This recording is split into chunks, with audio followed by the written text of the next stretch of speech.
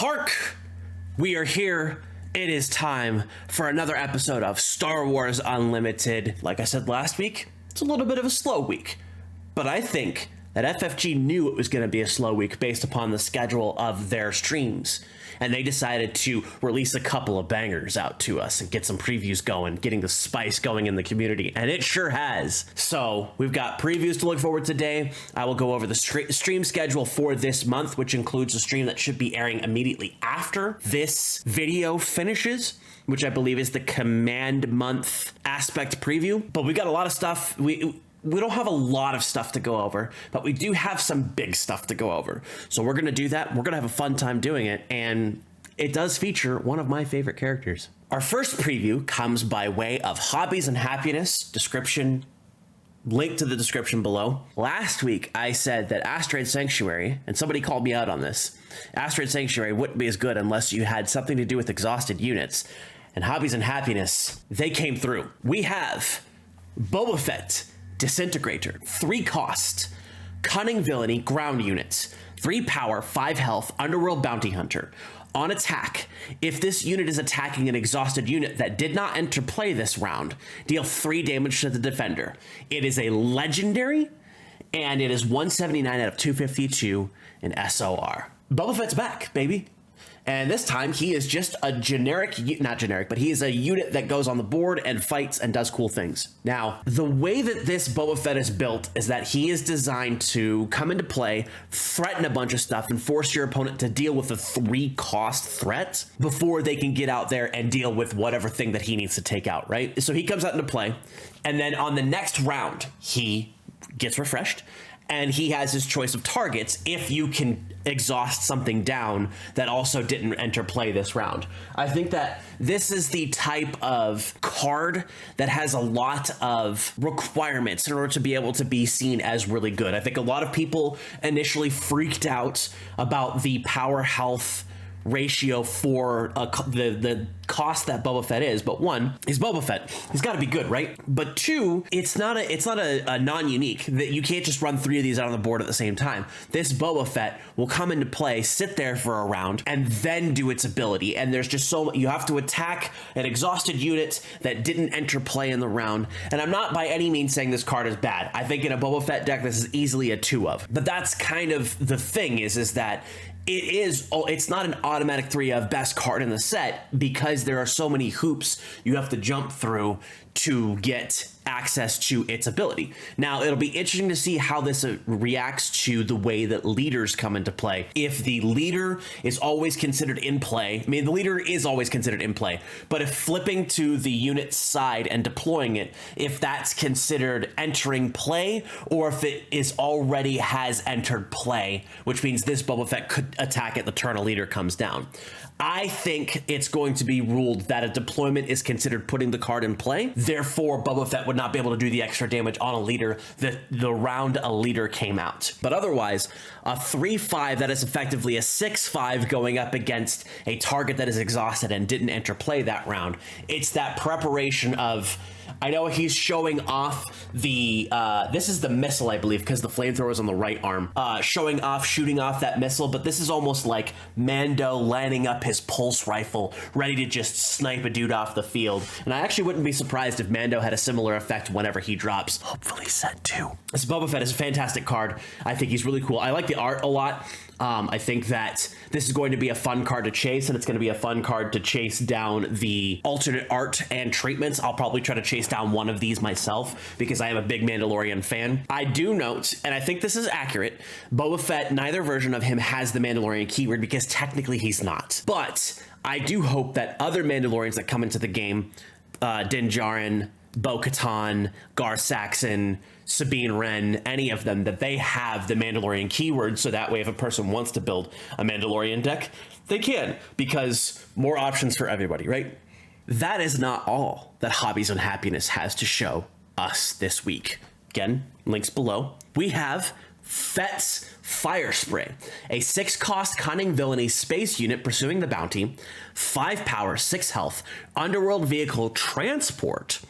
When played, if you control Boba Fett or Jango Fett as a leader or unit, ready this unit. Action, pay 2, exhaust a non-unique unit. It is a rare 184 SOR. Another method of exhausting a unit, but it's specifically a non-unique unit. So you can only go after troopers or ships that aren't unique, those types of things. Can't touch leaders, so on and so forth. The one thing here that I think a lot of people are going to speculate very heavily, and I don't think it's worth speculating, is the text here, if you control Boba or Jango. I think that Jango is future-proofing because he will be coming at a later date, probably in set 3, maybe even set 2 if we get lucky. And like, set 2 is kind of a bridging of the gap of all the scum because it is called Shadows of the Galaxy, which is probably going to be SOG as its 3-letter combination. But Fett's Fire Spray, famously not called Slave 1, and I believe that is a licensing issue. Great looking card, 5/6 in space. This is probably one of the better costed space cards because it does do something. Potentially, especially if you're running Boba Fett as a leader. This, I think, is a 3 of in a Boba Fett deck, especially as a high level. You can ready it when it comes out if you have Boba Fett on the field, which you will always, if he is your leader. And then you could pay 2 to just exhaust a unit, and then guess who comes in to blast that unit? Your ground unit Boba Fett. It's just all wins all around. There's a lot of pieces that are coming together to make that Boba Fett deck really tight, really well built, well knit. It's still only cunning though. We haven't seen anything realistically that I think is going to help Fett as a cunning villainy leader in any of the other 3 aspects. Vigilance you can build for defensive measures, but that doesn't really help Boba Fett's actual ability, the leader ability.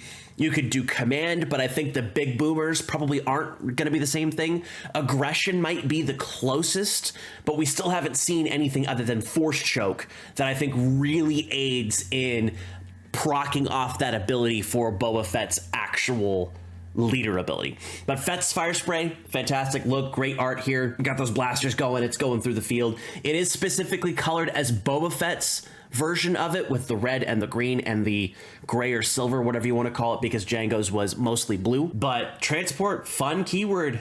We don't know what that's going to reference, but it is a transport. It did transport a person. Our final Vigilance Month preview comes by way of the FFG Twitter. It's an interesting card. It's not as big butt as Vigilance would expect for its cost. It is an interesting card. We have here Rugged Survivors, 5 cost, Vigilance ground unit. Apologies for the quality of the picture. It was very small, so I had to increase the size. 3 attack, 5 health, fringe, grit. This unit gets +1/+0 for each damage on it. And on attack, if you control a leader unit, you may draw a card. It is 67 out of 252, and it is a common in SOR. Grit is good. Grit on units that have a lot of health or a middling amount of health will be able to continue to pump out more and more damage, and trades trying to damage this thing is going to be much harder because as it gets more damage, it can take out higher things in the grand scheme of the game overall, higher units. So at a 3/5, it gives you an opportunity that it can trade off with the cell block guard sentinel units, bringing this up to a 6/2 at that point, right? Interestingly enough, it will always have 8 total across power and health.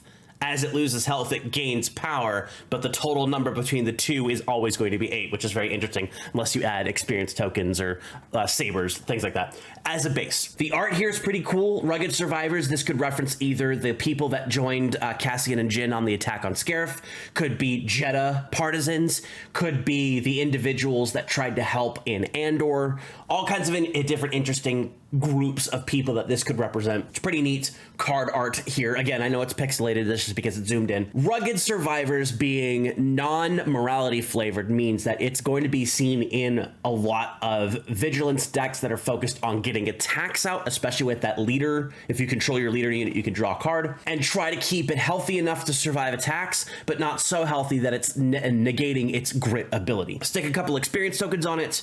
You could damage it out, then stick a shield on it. You could throw a lightsaber on it, so it's just even more power, and use it to take out your opponent's sentinels, use it to take out your opponent's difficult to defeat units themselves, and then just do the extra damage into the base. All in all, very interesting card design. I feel like maybe it might be 1 cost too expensive for what it is, but at 5 costs with potential, if you focus around these types of card types, you can end up building a fairly decent deck utilizing Rugged Survivors. And I know somebody out there will do that. Our next card, which is technically 2 designs, comes directly from Fantasy Flight Games, and I believe it was released on the 1st, which means we're in Command Month. And Command Month started off with a banger. Grand Moff Tarkin, Oversector Governor, Command Villainy, Action, spend 1 and tap. Give an experience token to an Imperial unit. He is an Imperial official. He is number 7 out of 252, a common leader. His epic action says if you control 5 or more resources, deploy this leader. He is a 2/7. The other side, Grand Moff Tarkin, 5 cost, ground leader unit, command villainy, 2 power, 7 health, Imperial official. On attack, you may give an experience token to another Imperial unit. I think Grand Moff Tarkin is a very neat counter design to the Leia leader that we have, where Leia wants to just attack with rebels. Grand Moff Tarkin wants to build up his Imperials to crush them with the might of the Empire. And that's exactly what the Empire is all about. It's not about a bunch of little dudes running around firing blast rifles and hoping they hit crap. It's getting that Star Destroyer out and just blasting a planet into dust, or a fleet. It's getting the AT-AT out and blasting the little dudes to death. It's getting that Death Trooper out, throwing those fragmentation grenades and blasting them with that E11D blaster rifle, if I remember that correctly. And that is the strategy that Grand Moff Tarkin supports amazingly well, because if you mix this in with things that allow you to ramp up, which Command does, resupply and Super Laser Technician, and you mix them with your big time attackers, the Gladiator Star Destroyer, Relentless, even the AT-ST and the Blizzard Force AT-AT, which are on the lower end of the power curve in terms of how much they cost, still can end up being really good cards if you combine them with this ability, or TIE Advance, which also gives an experience token. And then also Mahdi, if you could take him out really quick, you end up being able to unexhaust one of your villainy units, and then it attacks again with that big thing. Combine that with Overwhelming Barrage, and Grand Moff Tarkin is probably the premier command villainy leader right now, given how easy it is for him to just go token, token, token, token. Reminder, this is not like Luke's ability. It doesn't have to target a villainy unit that came into play that turn. Give an experience token to an Imperial unit. And then on top of that, Tarkin's actual attack side, you may give an experience token to another Imperial unit. So if you could potentially stack a shield or get a sentinel in front of him, you can put those experience tokens on things that are going to help you either survive with your sentinels or just deal a ton of damage with your big bangers. And Tarkin might even be one of those leaders that you drop a big ship or something big, activate his ability, flip him, and then attack in that same round within your sequencing of activations during the round to give token, right? I think Tarkin is a great leader. He'll probably be my preferred command villainy leader, unless the other command villainy leader, which people are speculating could either be Thrawn or Emperor Palpatine, unless those effects are better. I think this is actually better than Vader for an Imperial deck, because it does things that Imperials want. Ozzel can get them into play. Tarkin can give you the experience tokens, and you go, and then you block with cell block guards, you do a couple of other things, you get that Gladiator Star Destroyer down to give yourself another Sentinel to be able to do different things. A lot of really cool design space for this leader. And while the Tarkin leader itself is not strong, he's not going to be blowing anything off the board with 2 attack. That's not the goal. The goal is hit the base, give a token, hopefully survive to the next round. Hit the base, give a token, hopefully survive to the next round. And if you could do that twice, even 3 times, that the value there is just huge. Tarkin, however, is also one of the few leaders that I think you could just completely skip activating his leader with the epic action, because again, that 2 power doesn't further your strategy of hitting the base and hitting it hard. But if you need that emergency token, flip, go and you have the experience token on there. This is why I think that experience tokens actually work a lot better on the Imperial units than they do the Rebel units. You never know what's going to happen because we're in, I believe, 70 cards total, 76 cards total. We still have 180 something. No, it's even more than that. No, yeah, 180, 170, 180 cards left to go in Spark of Rebellion that could give us more designs. We've seen so much of this set and people are planning their decks and getting ready, and it's still not even half the set. So there's still so many more designs coming that we can see in the future. And I don't know. I just suddenly got amazingly hyped just talking about Tarkin and what the future holds for not even just this game, but this set. And it's so good. Tarkin's a great leader. I think he's a great leader. He's probably going to be the top command leader. Like I said, unless the other command villainy leader does something so much better, but definitely the top Imperial leader over Vader, over Krennic. And that's just what Tarkin does because he is the designer and the lead constructor of the Death Star 2, not that nincompoop Krennic. So our last bit of coverage here is a breakdown of the streams that are going to be occurring in September. Now, the link for this article is going to be in the description below, so if you need to find out any specifics about what we're seeing, go ahead and click that, check it out, and get ready to go. I know I didn't do this for last month, and mainly it's because I didn't see it in time, and we were already halfway through the month by that point, plus Gen Con was just nuts in terms of coverage. We do have here 3 streams this month that will be carrying us through Command Month, and our first stream is on September 6th, so today, as of release of this video, at 1 p.m. Central. So basically right after this, we get the aspect preview. And this we knew from last month, this is going to be Command. So this is going to be the Command aspect preview. We'll have Josh and I believe Danny on this stream carrying us through previewing probably 3, maybe 4 cards of what Command is, and then we might have a poll on Twitter to give us information about what we want to see in terms of a event, upgrade, base, and unit, much like we did with the Vigilance preview month this past month in August. September 13th, not a Star Wars Unlimited gameplay stream or any type of Star Wars Unlimited, but it is the Two Towers gameplay stream for the Lord of the Rings, the card game. Then the next 2 are about us. We have on the 20th, the booster pack breakdown. So we're going to see what the contents of each booster pack is going to be for Star Wars Unlimited and the relative rarities of the cards found there within. That is going to give us information on what is in the booster packs, what the rarity breakdown is, all the other different things that are important to find out, how booster packs will work going forward, which, as to recap from last week's video, 6 commons, 4 uncommons, 1 rare, 1 foil, 1 leader, 1 double-sided base / token. That is my theory based upon previous experience. Could be 3 uncommons, 2 rares, or 5 commons and 2 rares, but I still think it's 6/4, 1/1 leader, base / token. Then we have the product line overview, which is got Danny, Jim, and Josh on there on September 27th at 1 p.m. Central. Same thing, September 20th, 1 p.m. for the booster pack breakdown. This is going to take a look at the different products that will launch for Star Wars Unlimited. It does say a certain game, but it's gonna be us. It's gonna be Star Wars Unlimited. It's because it's our lead game designer, it's the product strategy director Jim, and it's our favorite organized play program manager Josh Massey himself. This is going to be giving us an overview on what products we're going to see. We're definitely seeing a starter, we're definitely going to see a booster, we're going to get an overview of all the Gamegenic stuff that's coming out, but this could be where they give us an idea of what a booster box is going to look like, potentially other products such as we know Pokemon has their Elite Trainer boxes, we know that Magic has their fat packs or bundles as they call them now, and even Lorcana has their Illumineer Treasure Trove, which comes with a bunch of booster packs in it. We could see something similar to that in Star Wars Unlimited. I think that would be really cool. I know that Dragon Ball has their premium packs, which comes with 4 packs and a promo. Less the promo, although the promo would be really cool. I think more having a box to carry some of the extra stuff would be very nice. You can put a couple deck boxes in there, but you have your Gamegenic products, so you don't really need that. But for people who just want a product to put all their extra cards in, that would be perfect. But other than that, I don't think we're going to see too many other things outside of the 2 products we know, starters, boosters, and then the line of Gamegenic products, mats, sleeves, boxes, tokens. And that's all the streams for the month of September.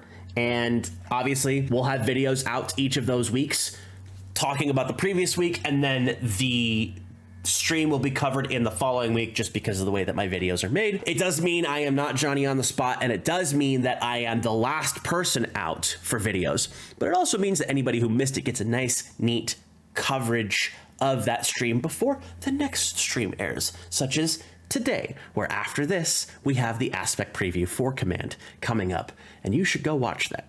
And that's all she wrote for the week. We got a couple of cool, neat previews, took a look at the FFG live stream schedule. Like I said, quiet week, but not an effective week. Those Boba Fett supports, plus the new Tarkin leader. I mean, just because it's a quiet week doesn't mean it's not an impactful week. This coming up week, we should have more stuff with the Command aspect preview. Overall, fun stuff still coming out of Star Wars Unlimited, and like I said previous, there's a lot of, we know a very small amount of cards. So there's still more designs to be coming out, more things that could end up building better decks. And as we keep trucking closer to that 2024 release, we're gonna see more and more. They've got a whole schedule of previews ready to go, and it's just, I am very excited for the things that are coming, and I hope you all are excited as well. Apologies for the coughs and stuff. Without the last weekend, I haven't been feeling all that great, but I'm here recording content just for you and for myself. As much as I do this for you all, I do this for myself as well. I am enjoying this, and I have confidence in the product. I'll be buying a lot on release.